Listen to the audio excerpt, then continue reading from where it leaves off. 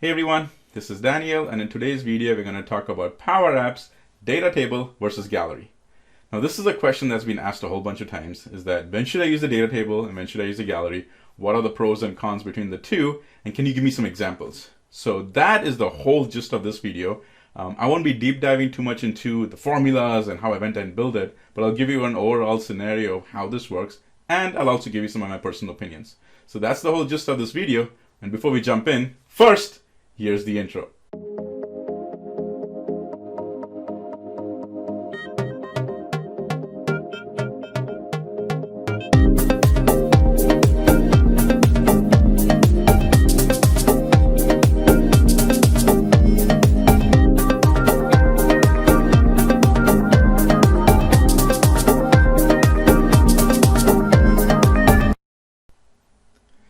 So let's go ahead and actually set up some scenarios that we're going to do some comparison with. One of the important ones I've kind of gone ahead and listed over here is these 6 of them.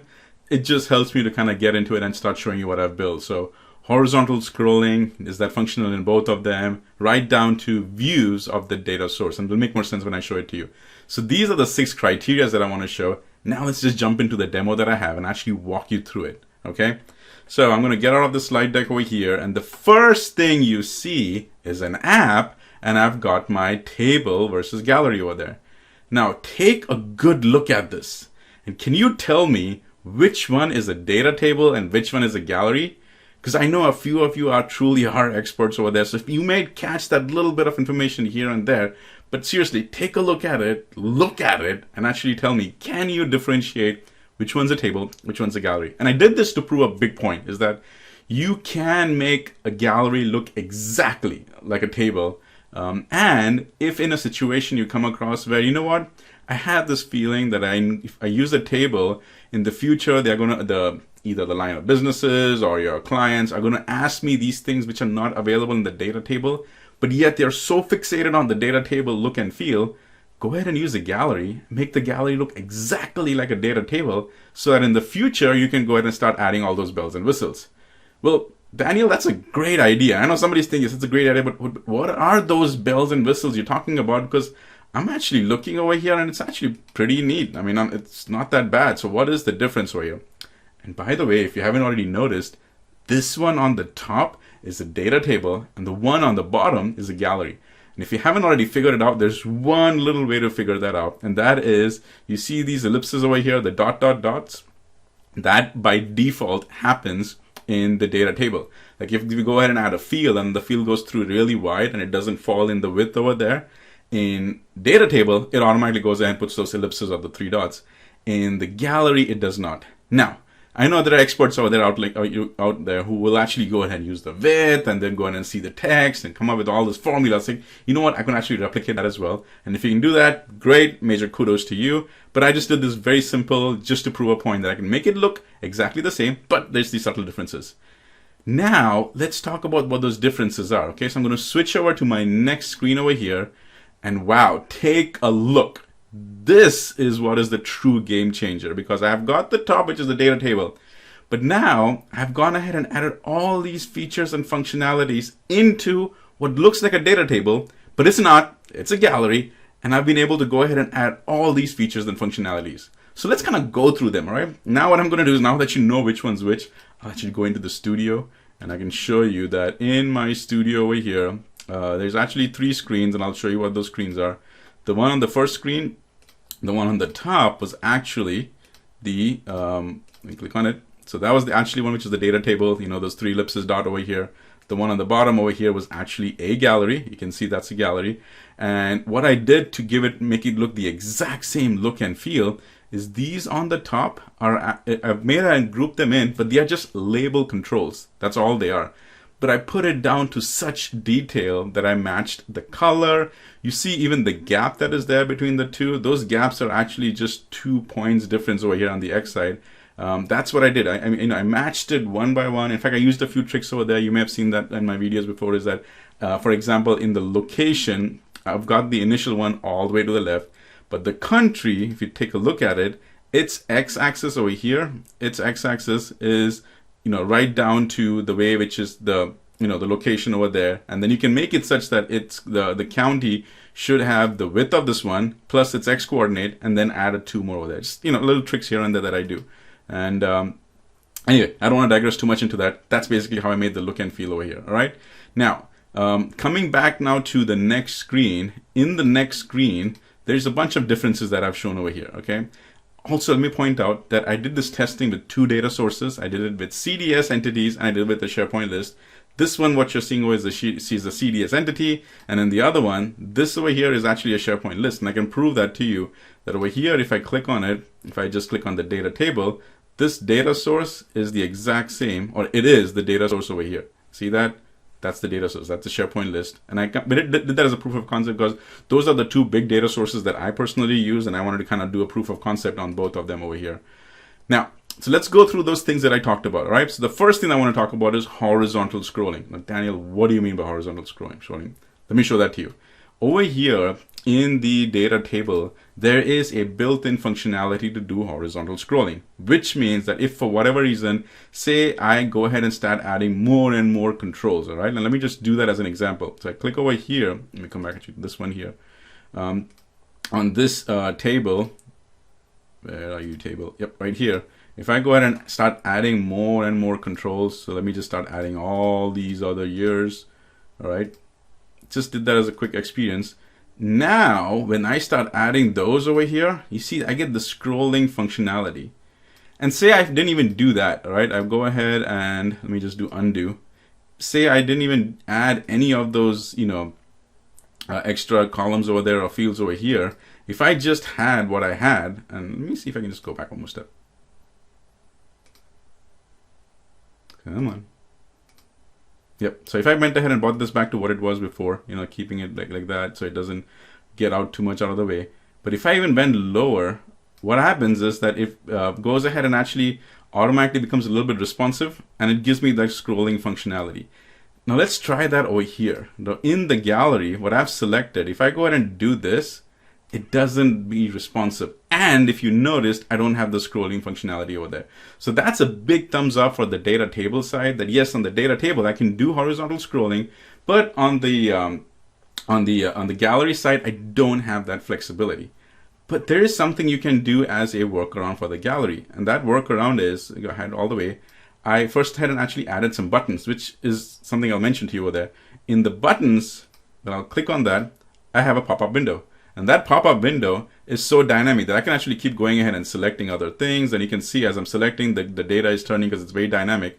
And that pop-up window for the gallery gives me that extra flexibility that, hey, I want to make it look exactly like a table with only this much row. But if I want to see more information, just add a button or a text or something, and a pop-up window comes up. The data for that pop-up window is dynamic, and it actually starts giving you all that information. So that's a quick tip for us to work around over there. All right. Now that I talked about the scrolling bar, let's talk about the condition highlight for each text. What I mean is that this scenario which you see over here, right? See how that all this text, the way I basically did that is that this is basically a data of all I got the Department of Transportation for the state I live in, North Carolina. And what I did was that when the data is coming through, anything that has to be with W, which is for the West, I give it one color. Anything that has to do with East or E, I give it another color. N for North, another color. Same thing over here. If it is for SR, a street name, then go ahead and give it one color, NC for another color, NC, so on and so forth over there. See, this level of highlighting or giving a conditional highlight or conditional format based on the text over here is just not available on this. I can't do any controls. Because on the Power App side, I was able to click on this, and if you actually go and look at the fill, in the fill, I've put in some if conditions with an in, and I'm telling you that, hey, if this location, if the W exists in this location, go ahead and give it this color. If E exists in this location, then go ahead and give that color, and so on and so forth. See, I just don't have that flexibility to do that in the data table. I just can't. I've tried it. There's no fill functionality over here. There's no color functionality, nothing. So that is one big thing for the gallery, that I can do that in a gallery. Cannot do that in the data table over there. All right. Now we already talked about the auto resizing. The auto resizing was, how I showed that in the when I was talking about how the scrolling functionality comes in. I also showed that if I were to go ahead and drag this a little bit, it does have a good amount of auto functionality. I mean, auto sizing in the scrolling. And you just saw that as I was dragging it out, it does do a good job for resizing. The other place it does a great job for resizing is if I delete something. So let me say I go ahead and take out this 2017. If I delete, come over here, take that, delete 2017, see that auto sizing automatically happens in the table away, which is fantastic. It doesn't happen in the Power App side because it doesn't happen on the gallery side, because on the gallery, if I were to go ahead and delete anything, first of all, I don't have that flexibility to come over here. Well, kind of actually I do. I can go ahead and delete it. I take that back. I don't have the flexibility to delete it over here. The only place I have to do is I come back over here. I got to delete that, and if I do delete it, nothing happens. I mean, because remember on the top these are all labels, so I got to delete that. Again, delete it, nothing happens. So it's just kind of something you want to keep in mind is that if you're looking at the auto resizing functionality that is available in the data table, it is just not available in the gallery over here. So kind of keep that in mind. All right. Now, since we're talking about the columns over here, let's kind of keep talking on terms of that. One of the functionality is in the data, I can move these columns around really fast. So if I go over here, make sure it's in the data table, I go to these edit fields over here, and I want to say, you know what, I want to move the route over before the county. So just take this, basically, just as a recap, I came over here, selected the entire data table, find the edit fields, and I take the route and I move that over here, and it just happens, just like that, all right? Convenience, flexible, easy. Now, I can do the same thing on a gallery as well, but it does take a little bit of work. Now, over here, if I had to say, I guess I don't have my the route over here. So I came over here, and now in this one, I would have to now start moving it manually. So in this case, if I want to move, say, the county away, I gotta move that over here. Then see, because I've gone ahead and done the way I was talking about is that I went ahead and made it responsive. For the width and for the X coordinates over there, this is how it works. But if I break that, this is how it's going to work. So basically what I'm trying to explain to you is that yes, there is the flexibility for a gallery also for me to move around these controls, such as the URL and all of that other stuff, but it doesn't give me the same flexibility as I have on the data table. So data table moving around fairly easy. Power Apps gallery, I can still move around, but not that easy over there. All right. Now, so I talked about adding, moving columns. Just want to mention that it was the same thing on the adding and the deleting of the columns as well. I showed you an example that I was able to add columns and the scroll bar automatically came up. When I was deleting columns, it automatically became responsive. So again, on that side, I have the flexibility both on the data table and on the gallery, but the data table is a little bit more easier to handle stuff like that. On the gallery side, yeah, not too bad. Okay, next one is the big one, is the flexibility to add non-text controls. And for that, I've actually got two examples. One is I've got an image, and the other one is actually I've got a button. I cannot put an image over here, and I cannot put a button over there. There's just no flexibility for me to even add a button, because I just can't go ahead and select, say, the outside of that column, go over here and drop a button, because I just don't have that functionality. It automatically puts a button, but it goes outside the data table. So that's not possible. The other thing is that when I went ahead and put in an image, even though when I had to put in a link, it only showed up as a link. Now, if I went ahead and even added an image, and I was able to do that in SharePoint list as an attachment, I was able to do that in CDS as an image, it still shows up over there either as blank or it shows up over here as a link. It just doesn't show up as an attachment, as an image. But over here on the gallery, I was able to just add the image control.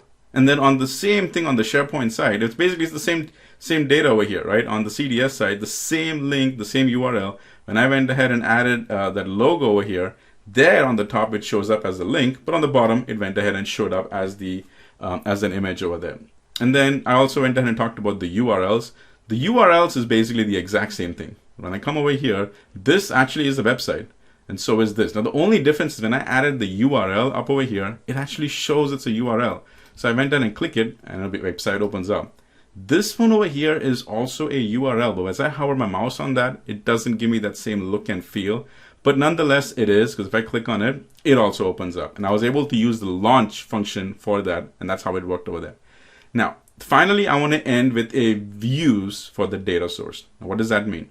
Now, in the data table, when I click on the data table, which is over here, come back.